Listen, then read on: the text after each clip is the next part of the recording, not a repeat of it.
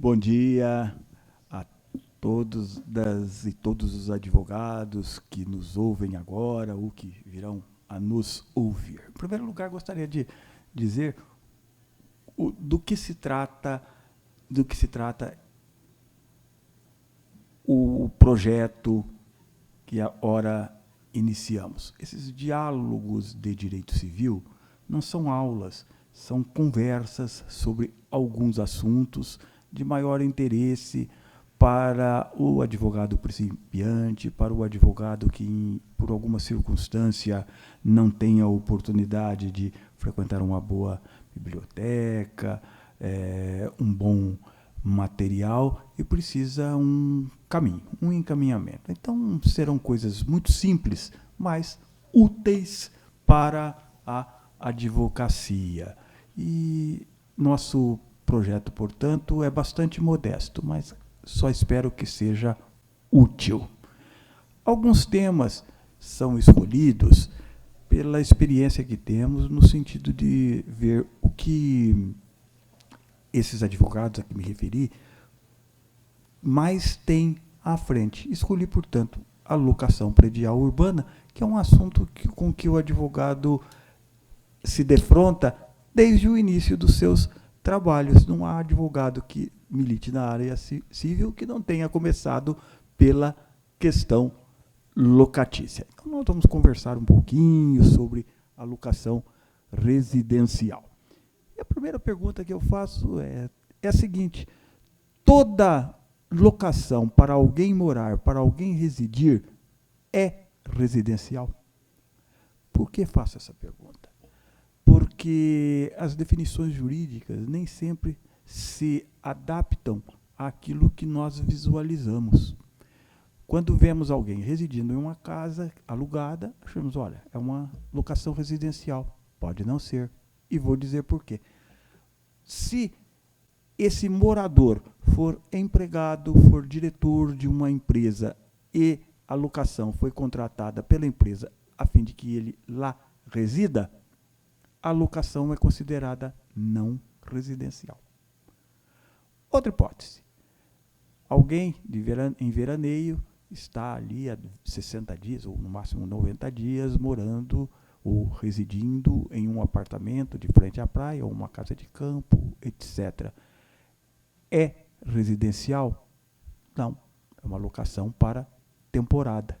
Mas que diferença faz no exame a olho nu aquela pessoa estar no polo de um locatário de uma locação residencial, uma locação por temporada, ou uma não residencial? Isso não faz diferença para quem vê, mas para o advogado faz. Então, a primeira coisa que nós devemos verificar, o advogado deve verificar quando recebe um cliente nessas circunstâncias, é que tipo de locação o senhor ou a senhora celebrou. Ela é residencial? Se ele disser, a empresa em que eu trabalho está me pagando, não é residencial. Está pagando aluguel, não é residencial. Estou aqui para veranear, não é residencial. Mas se ele disser, estou aqui porque me instalei com a minha família, quero morar aqui por um determinado tempo, e não tenho nenhum desses vínculos, nem empresarial, nem para uma temporada, etc. Aí sim, eu tenho uma locação residencial. Primeira coisa, portanto, que o advogado deve saber é identificar a natureza jurídica do contrato com o qual ele vai trabalhar, com o qual ele está se defrontando. Posso dar um palpite nisso? Sempre. Eu queria dar um palpite de natureza jurídica, porque a natureza jurídica define a lei aplicável. E se define a lei aplicável, define o regime jurídico, às vezes até em matéria processual. Uma das coisas mais interessantes para os advogados e advogadas é que, por exemplo, a locação dos flats, os chamados apart hotéis ou flats, a própria lei do inquilinato diz assim, eu não cuido desse tema. Ela diz expressamente, a locação em apart hotéis não está sob a égide da lei do inquilinato. E por que não está? Porque o apart hotel, na verdade, tem um sistema híbrido. Tem uma parte que é uma locação e uma parte que é uma hotelaria, com serviços, limpeza, eventualmente restaurante, eventualmente lavanderia. E o interessante da natureza jurídica é que se a locação em aparte hotel não é regida pela lei especial, a 8245/91, a retomada do imóvel, por exemplo, não se dá pelo despejo. O despejo é um mecanismo próprio da 8245/91, para locação, por exemplo, do imóvel urbano tradicional. Se eu alugo um flat, esse contrato misto ou híbrido, como queiram chamar, vai ser regido pelo texto do Código Civil. E daí, no momento da retomada do imóvel, uma coisa bastante prática, a ação não é despejo, é reintegração de posse. E, portanto, a definição da incidência ou não do 8245, Nestor, define até os ritos processuais aplicáveis ao caso concreto. Portanto, a primeira dica do professor Nestor é preciosa. O advogado ou advogada que se depara com um contrato tem que primeiro identificar se efetivamente é locação, se é locação de imóvel urbano e se esse contrato é regido pelo 8245/91, sob pena de se equivocar nas medidas processuais. Era só esse meu primeiro palpite, Nestor. Muito obrigado. Muito obrigado pelo acréscimo do professor Simão, sempre lúcido. Muito obrigado, caro amigo Simão. E faça todas as intervenções que julgar pertinentes. Bem, depois de verificar se a locação é residencial ou não, eu sugiro que faça um passeio sobre a Lei 8.245, de 18 de outubro de 91, a fim de buscar os elementos necessários para aquele litígio ou até mesmo para escrever o contrato, para elaborar um instrumento contratual. A lei tem divisões presumivelmente lógicas. Às vezes não, às vezes sim. Mas o que dispõe a nossa lei de locação? Num título primeiro, da locação, e no título segundo, dos procedimentos. No título primeiro, nós encontramos as normas de direito material, e no título segundo, os procedimentos, normas predominantemente processuais. Então vejam a importância do que o professor Simão falou. Se se tratar de um flat, a retomada pode dar-se mediante uma ação de reintegração de posse. Mas, se for uma locação, nós vamos ver os procedimentos lá no título 2º, especificamente a ação de despejo. E a ação de despejo, ela tem a natureza de rescisão de um contrato. O desalijo da pessoa que está naquele imóvel é uma consequência da rescisão. Se não houver a rescisão, não vai ser retomado. Diferente do que expôs o professor Simão, em que, onde na reintegração de posse, o objeto já é, desde logo, essa retomada. No despejo, não. Primeiro rescinde, depois retoma. E tanto isso é importante que sabemos que numa ação de despejo por falta de pagamento, há a possibilidade de purgação da mora, isto é, mantendo-se o contrato. Ora, se a ação não fosse de rescisão de contrato, que faculdade seria essa para coarquitar a demanda? Não teria sentido, porque o objetivo era só a retomada, mas não é rescindir o contrato, e o inquilino evita a rescisão, purgando a mora. Por que digo isso? Porque é muito importante precisar o tema de que estamos tratando. Isso é fundamental. Então, a lei dispõe no título 1º sobre a locação e no título 2º dos procedimentos, direito material e direito processual. Posso dar uma notícia sobre a purgação da mora? Sem dúvida. A reintegração de posse, evidentemente, tem um rito historicamente mais célere, concede-se a liminar, posse de anedia, aquela coisa toda, e hoje até com as tutelas antecipadas, eu posso ter vários requisitos vamos dizer assim, desocupação, para a gente chamar lato sensu, pró-reintegração, e a lei do inquilinato, evidentemente, tem regras protetivas do inquilino e, portanto, os chamados despejos com liminar são excepcionais. Tanto que as regras de concessão de liminar em despejo, regidos pelo 8245, do 59, são números clausos, fechados. Então, basicamente, a importância disso é que reintegrar a posse é muito mais fácil do que despejar, porque as hipóteses de concessão liminar de despejo do 59 são bem explícitas e são números clausos. E vou mais longe, meu querido Nestor, você falou um tema lindo, que é a purgação da mora. No despejo fora de pagamento, nós temos a purgação da mora, que o artigo 62 da lei... Eu não estou antecipando os temas, né, Nestor? Se eu estiver antecipando, você me corta, tá? Mas que o artigo 62, ele vai dizer, lá, como disse o professor Nestor, no título 2, que cuida dos ritos das ações, que não se admitirá a emenda da mora. Emenda ou purgação são sinônimos. Se o locatário, desculpem, já houver utilizado essa faculdade nos 24 meses imediatamente anteriores à propositura da ação.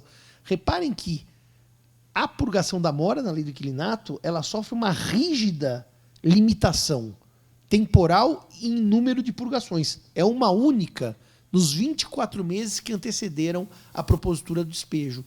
Isso evita, meus queridos amigos e amigas, que o inquilino não pague, espere a propositura da demanda e purgue a mora, como se fosse quase um jogo. Eu não pago, ele entra com despejo, eu vou lá e purgo a mora. Ele pode fazê-lo uma vez, nos últimos 24 meses. Na segunda, a purgação é tida por ineficaz, porque mesmo com a purga, o despejo é declarado. Ou seja, o pagamento nessa hipótese significará quitação do débito vencido, mas não significará a permanência do inquilino no imóvel para se evitar o abuso do direito de purga da mora. Perfeito, professor Simão. E exatamente a origem dessa limitação é o abuso do direito. Vou recordar que o antigo segundo Tribunal de Alçada Civil, muito antes dessa limitação legal à purgação da mora, muito antes da Lei 8.245 de 91, ainda na legislação anterior, já entendia que a purgação da mora sucessivamente acarretava abuso do direito.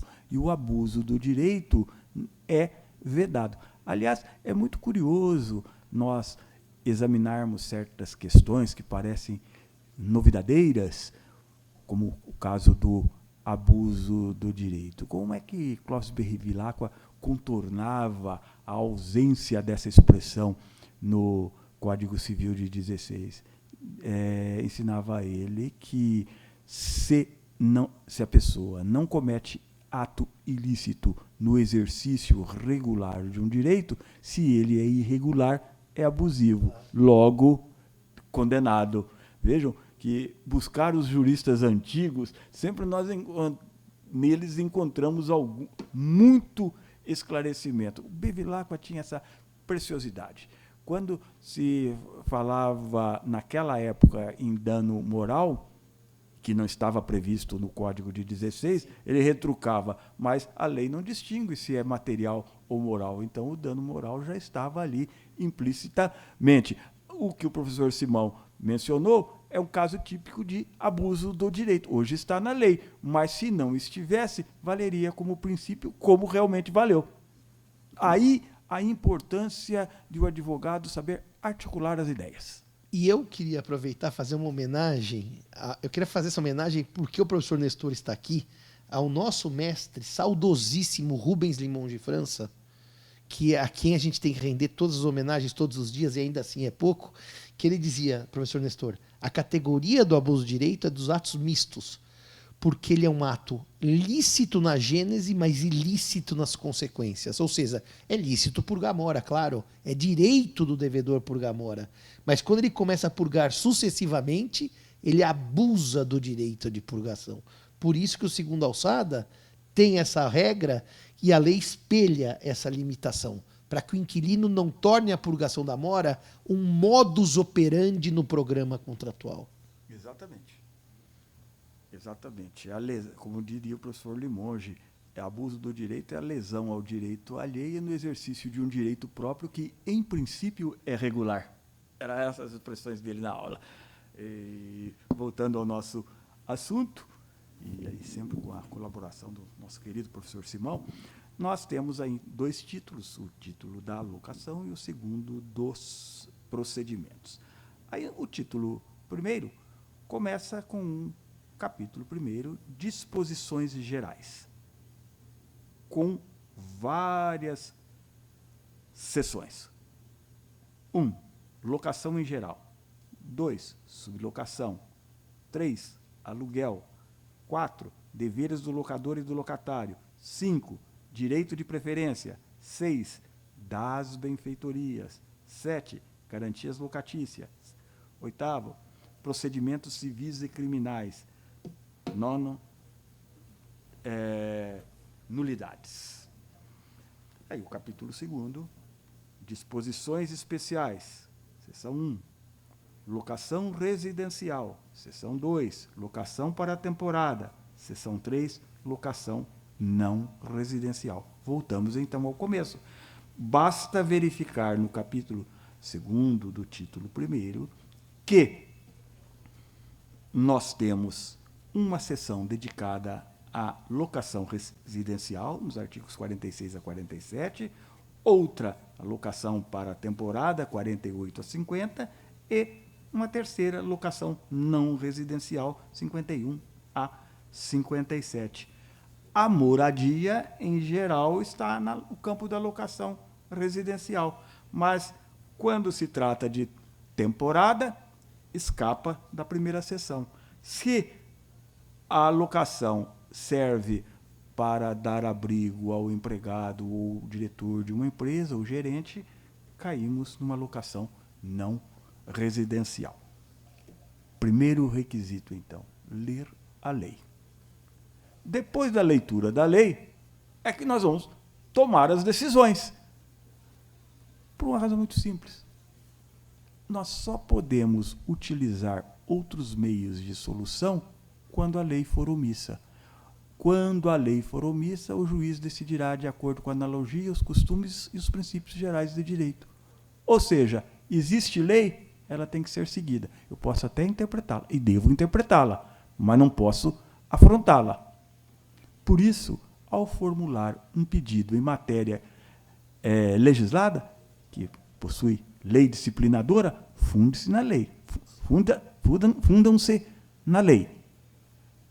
Agora, interpretar a lei é outra questão. Não fujam da lei. A lei tem que ser cumprida. Existe uma lei de locação, ela tem que ser cumprida. Agora, a interpretação é o segundo passo. Não podem, portanto, existindo lei, dizer, olha, mas isso fere esse ou aquele princípio. Aqui fazem isso e não aquilo, e a lei não e está em desacordo com a lei. Será que haveria alguma saída para essas situações? Em algumas situações específicas, sim. Por alguns princípios, por algumas saídas jurídicas, como a suprécio, a surrécio, e às vezes quando a própria lei estabelece uma abertura ou uma possibilidade. Dou um exemplo. O pagamento deve ser feito em determinado local estabelecido no contrato. Mas, supondo, no domicílio do credor. Mas, se o credor reiteradamente vai buscar o dinheiro do aluguel na casa do inquilino, do devedor, criou-se um costume que a lei acolhe como criador desse direito. Então, isso está envolvido com o quê? Com a boa-fé. Amanhã, será que aquele locador pode dizer, olha, eu vim todo mês aqui buscar o dinheiro, agora você não foi pagar na minha casa porque, como está no contrato, eu vou despejá-lo? Não, de modo algum. Então, aí, depois da lei, o advogado vai alargar o espectro da sua investigação. Mas o ponto de partida é a lei. Eu quero dar uma nota que eu acho relevantíssima, professor Nestor, que evidentemente, para o jovem advogado, a jovem advogada, aquele que está começando, ou mesmo aquele que nunca se deparou com uma causa. Às vezes, eu advogo em divórcio, aparece um despejo. A lei tem que ser lida do começo ao fim. Ou seja, não adianta começar um debate sem ler o texto da lei especial.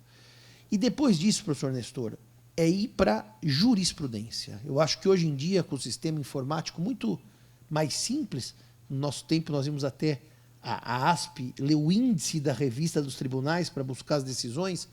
As decisões hoje são nortes interpretativos de como os tribunais leem a lei. E esta última interpretação e orientação do professor Nestor, ela é preciosíssima. É entender como o contrato foi cumprido na prática. Ou seja, o texto contratual pode dizer A, mas a prática é dizer B. O professor Nestor deu no termo técnico a chamada suppressio, né, que os alemães chamam de Verwirkung. E nesta hipótese, evidentemente, que o contrato da vida do cidadão e da cidadã não é o contrato firmado por escrito. E esta relação fática tem prevalência sobre a jurídica pelas normas de boa-fé. Então, esse roteiro que o professor Nestor está dando é precioso. É o texto da lei, são as decisões dos tribunais e a análise fática do caso concreto. E já que estamos dando um curso prático, né, professor Nestor? Não ter medo de perguntar para o cliente. Não ter medo de ouvir o cliente. Ter paciência para entender a história daquele contrato, porque isso dá segurança na aplicação da lei.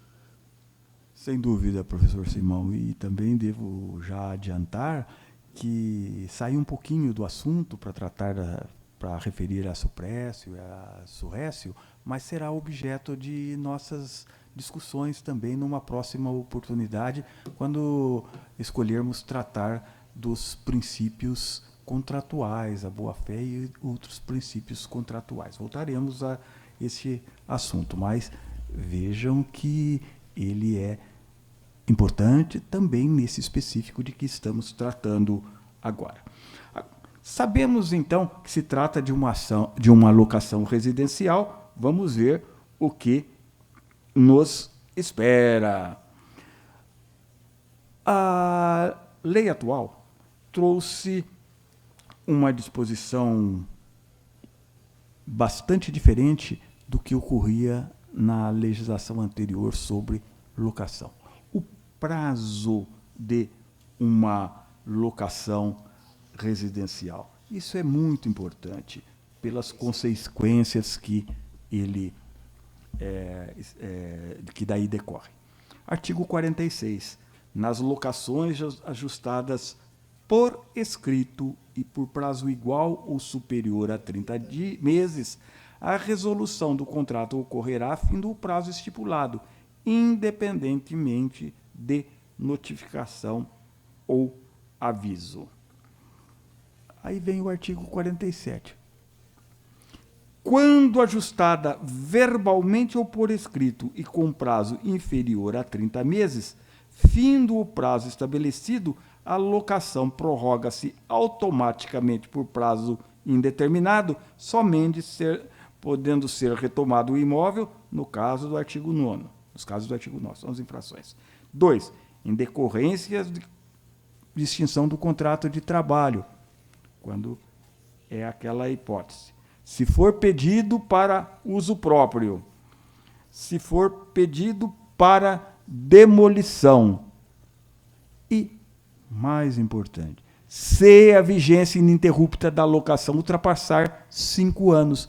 Ou seja, ou eu tenho um dos motivos estabelecidos nos incisos 1, 2, 3 e 4 que me dão direito a um despejo por infração contratual ou por uma necessidade, como está aqui, ou então tenho que esperar 5 anos.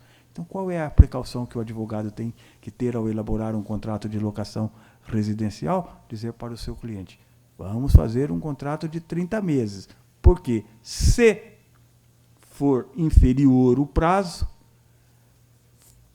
você terá de manter essa locação por pelo menos 5 anos. O dobro, né? O dobro de 30. O que acontece? Ele vai medir as consequências. Ele vai. Ou, agora, se ele precisar para uso próprio, se houver falta de pagamento, etc., vai poder rescindir. Mas na execução normal do contrato, etc., o que vai acontecer? Ele vai esperar 5 anos.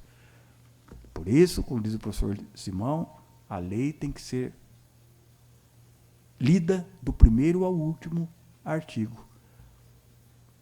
Cuidado, então. Locação residencial para aquele locador que deseja estabelecer um tempo razoável, mas não além dele, 30 meses. Se ele fizer por 1 ano, não adianta. Por quê? Porque essa norma é uma norma de ordem pública. É uma norma que não pode ser afrontada pelo locador ou pelo locatário. Aí vou perguntar. Pois não, sempre. Essa questão é muito interessante, Nestor, dos 30 meses, porque a lei ela deseja, ela almeja esse contrato, escrito e por 30 meses. Para evitar aquela ideia de que o locatário, a cada 6 meses, tem que trocar de casa. Nós estamos falando de residência. Isso aqui não é comércio, não é indústria, nada. E olha que coisa interessante, Nestor. Quando a gente orienta os clientes, a gente diz assim para eles, locador, dono do imóvel, eu quero alugar, sim, 30 meses ou menos? 30 meses. Tanto que hoje virou uma praxe. Ninguém quase, vírgula, salvo os desatentos, alugam por menos. Só que daí tem uma questão. Então, se eu alugar, professor, por 30 meses, eu posso, após os 30 meses, pedir o imóvel de volta sem motivo, chamar denúncia vazia? Posso. A lei autoriza, escrito por 30 meses. Ah, mas, diz o locador, o meu inquilino não quer por 30 meses. Porque ele veio aqui para estudar em São Paulo por 1 ano numa pós-graduação, ele quer ir embora antes. Então, a solução prática que eu quero lhes dar é uma dica preciosa. Façam o contrato por 30 meses para permitir a denúncia vazia, como quer o 46, o que não impede de vocês, na cláusula penal, na famosa multa, dizerem lá que se o inquilino sair após um ano, que é o que ele quer, ele não paga a multa. Vocês têm o benefício do 30, que é o despejo por denúncia vazia, dos 30 meses, do 46, que é a denúncia vazia, e atendem ao inquilino liberando da multa após 1 ano. É o ideal, os mundos felizes do inquilino e do proprietário. Agora, senhores e senhoras, fazer o contrato de locação por 1 ano, os senhores caem no risco do 47 de só poderem ter a denúncia sem motivo, a vazia, após 5 anos, 60 meses. Agora, é claro que a denúncia, como disse o Nestor, falta de pagamento, impontualidade no condomínio, mas eu estou pensando num contrato cumprido pelo locatário. Portanto, não há estímulo econômico / jurídico a se contratar locação urbana por menos de 30 meses. É cumprir, eu diria, Nestor, o que a lei almeja, o contrato que ela entende que é equilibrado, que está regido pelo 46. Sem dúvida, sempre oportuna a sua observação. Aí, qual é a minha indagação? Disse que esta norma que estabelece o prazo de 30 meses, caso contrário, a retomada só se pode dar ao implemento de 1 lustro, não é? Ou 5 anos, é uma norma de ordem pública. Agora, todas as disposições da lei locatícia são de ordem pública? Vou dar um exemplo de uma que não é. Por quê? Permite às partes dispor de modo diferente. É a questão das indenizações por benfeitoria. Artigo 35.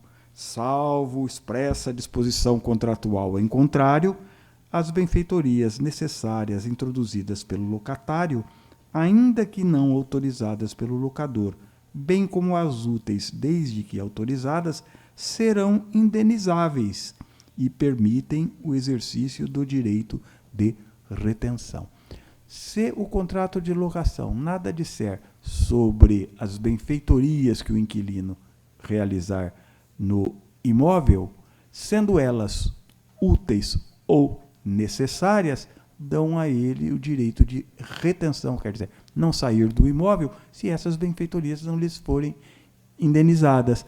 Agora, e as benfeitorias luctuárias? Essas não, ele pode retirar, vai para a regra geral lá do Código Civil. Mas sendo úteis ou necessárias, o que é uma benfeitoria necessária? Aquela imprescindível para a manutenção do imóvel, as telhas que caíram, que quebraram, a porta que se estragou em razão de um vendaval e ele repõe, etc. Isso é necessário. Agora, travejar um muro ou melhorar o portão de acesso para evitar ladrões, etc., são úteis. Necessário é aquilo que é imprescindível.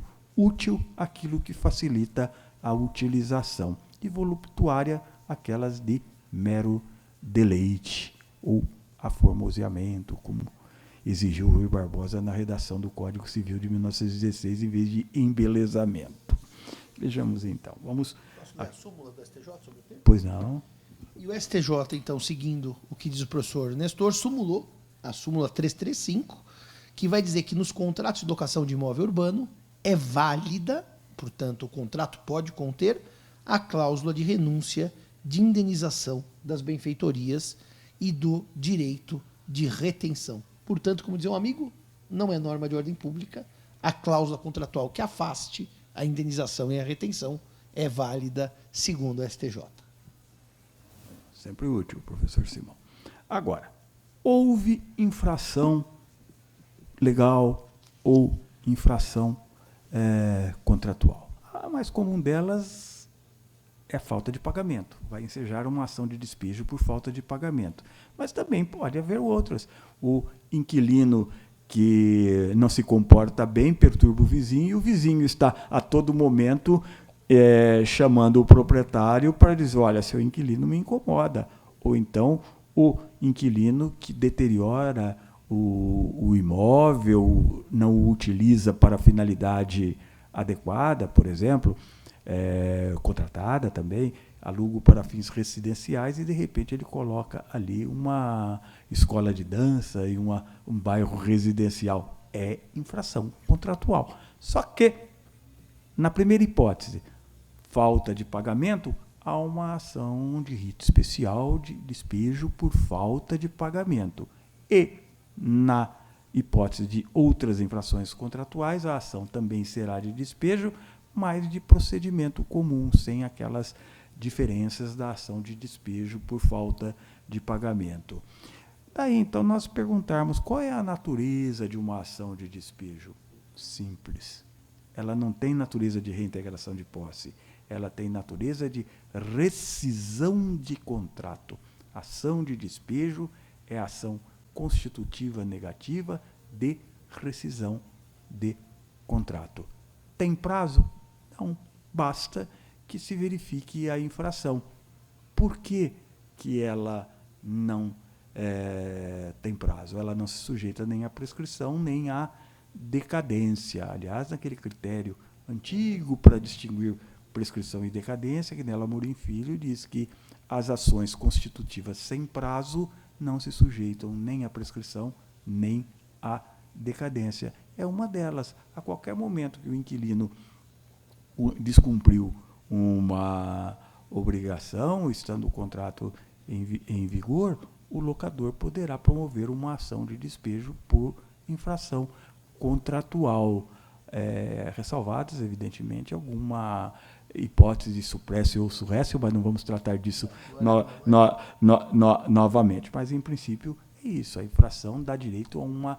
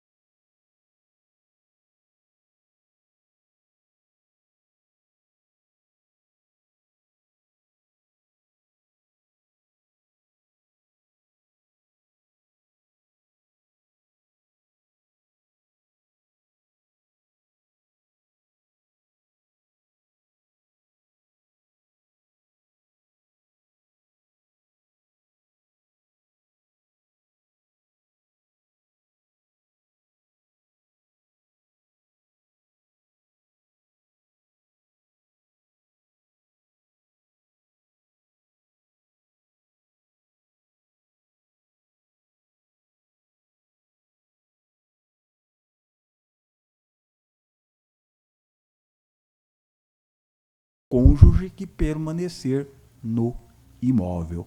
É uma norma aqui também protetora da família, que tem, vamos dizer, guarida, inclusive constitucional. Cabe ao Estado proteger